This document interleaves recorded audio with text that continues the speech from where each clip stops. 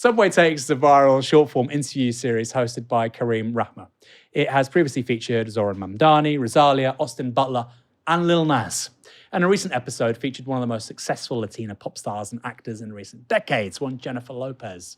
On social media, one particular clip went viral as J-Lo gave her view on what makes a New Yorker.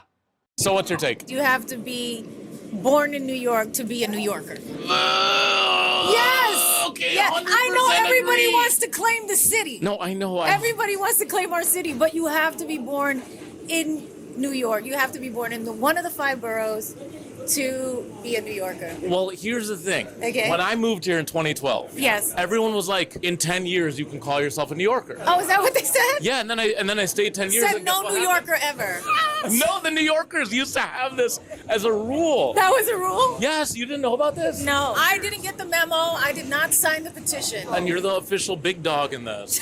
I'm serious. Here's my question. Okay. Let's say I've been here for 50 years. I'm 90 years old. And you go, are you a New Yorker? And I go, no. I have to say no.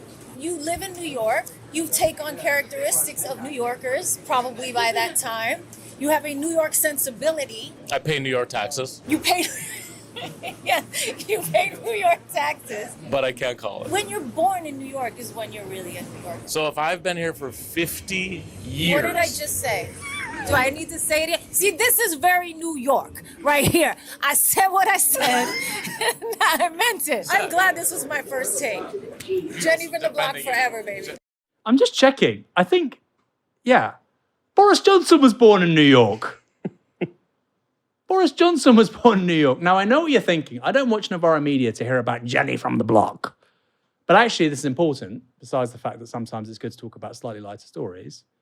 Why is it important? Because according to that analysis, Zoran Mamdani isn't a New Yorker, while Donald Trump and Boris Johnson are. It also says something important about identity. Jennifer Lopez often says she's Puerto Rican. Of course, that's her heritage. Makes sense. But she wasn't born there. She's born, as she's very happy to say, in New York. So she can be a Puerto Rican American, encompassing 2 identities and 2 languages. Good for her. I think that's possible. But someone born in, say, Chicago, who then lives in New York for 20 years, isn't a New Yorker.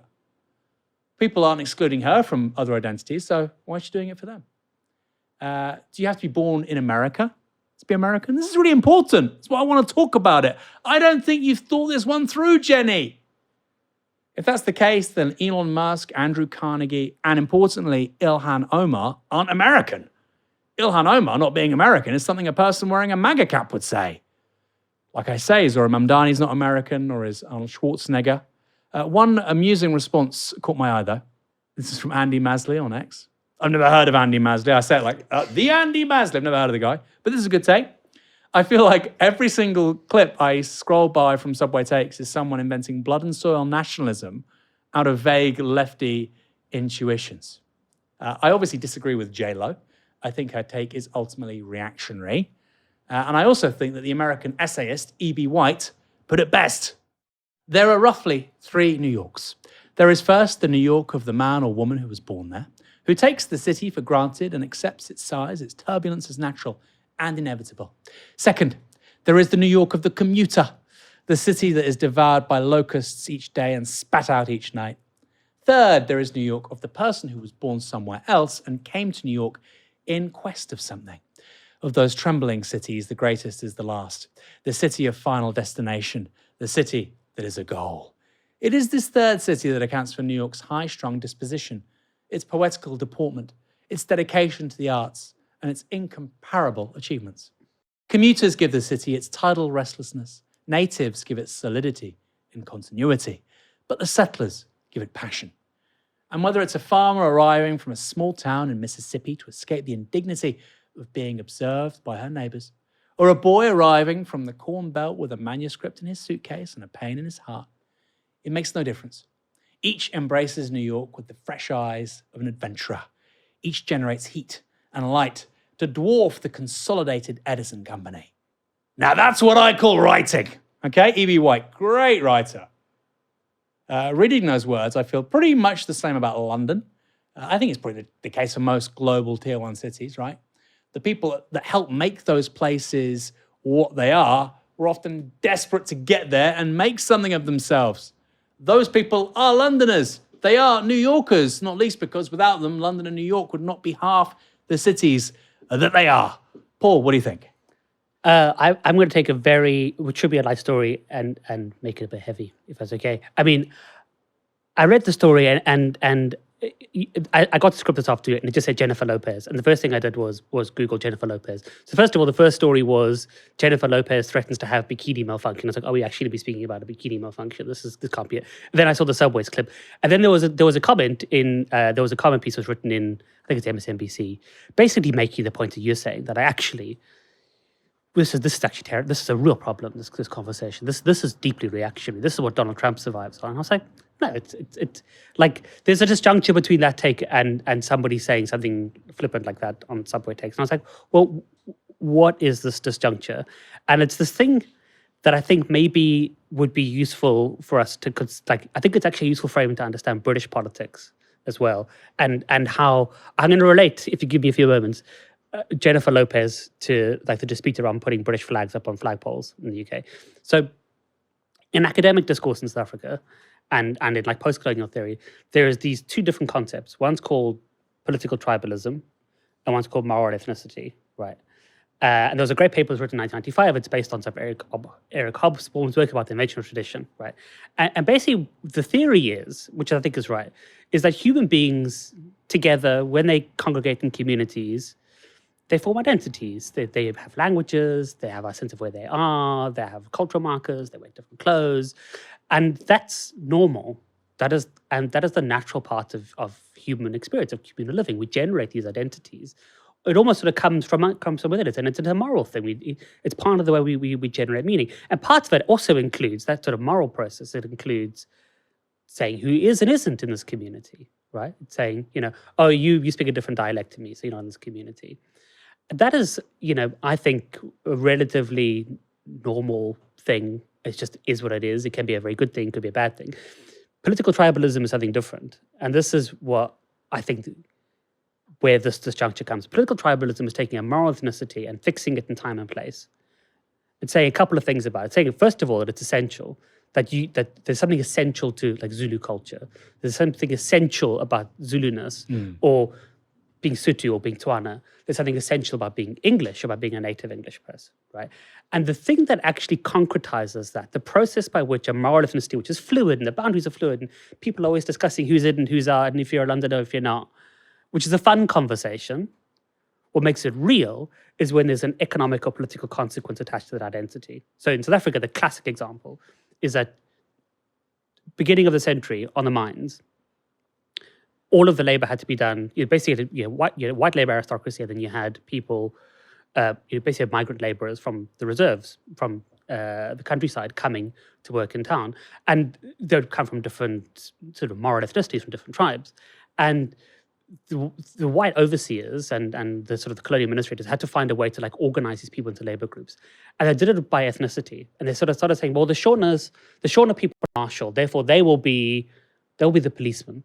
The Zulus love digging, so they'll be the people who work underground, right? And suddenly those things became material.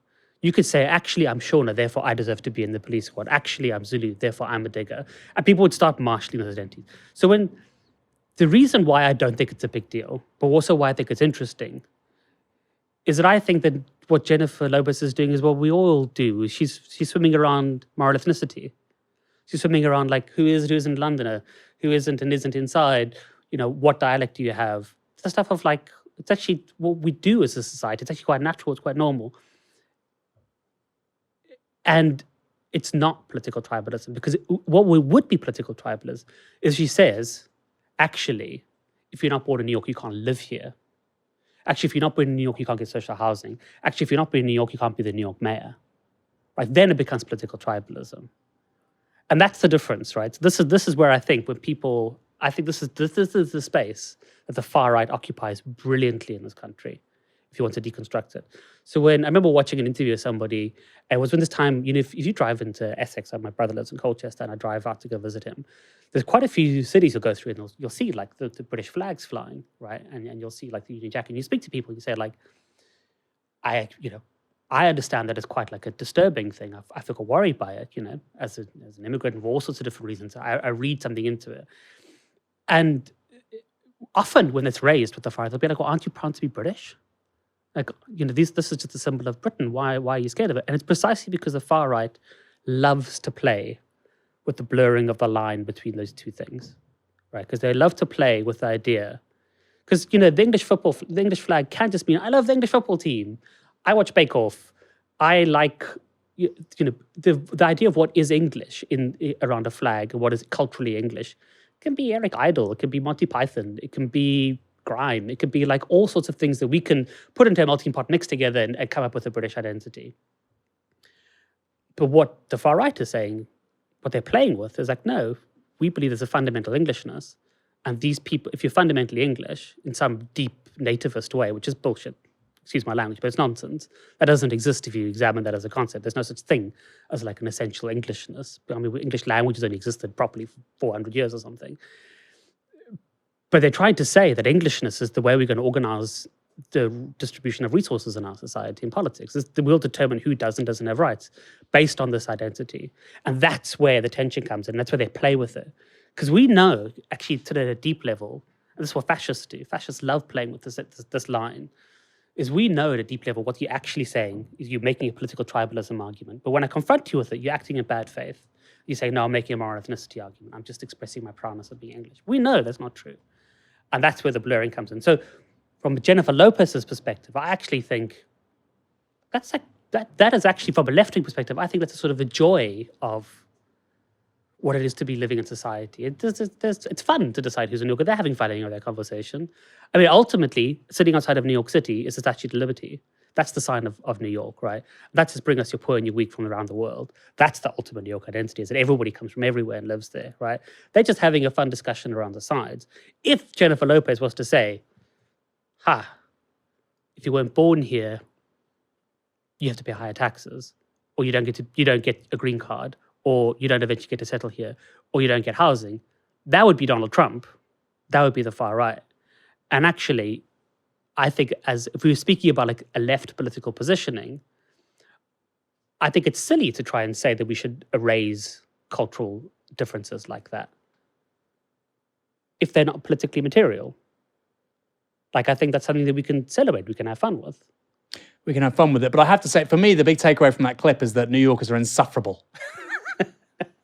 No Londoner would do that, even if they have similar conversations. Just the whole thing. You probably find that she'll speak to somebody and be like, you're not from New York because you're born in the wrong borough. She's like, only Brooklyn is New York, right? Sure. Like, well, New Yorkers do this all the time about like, who could be, strange, you don't ever get that with London. I've never had anybody say to me like, you're not a real Londoner. No, right? They're not insufferable like these people.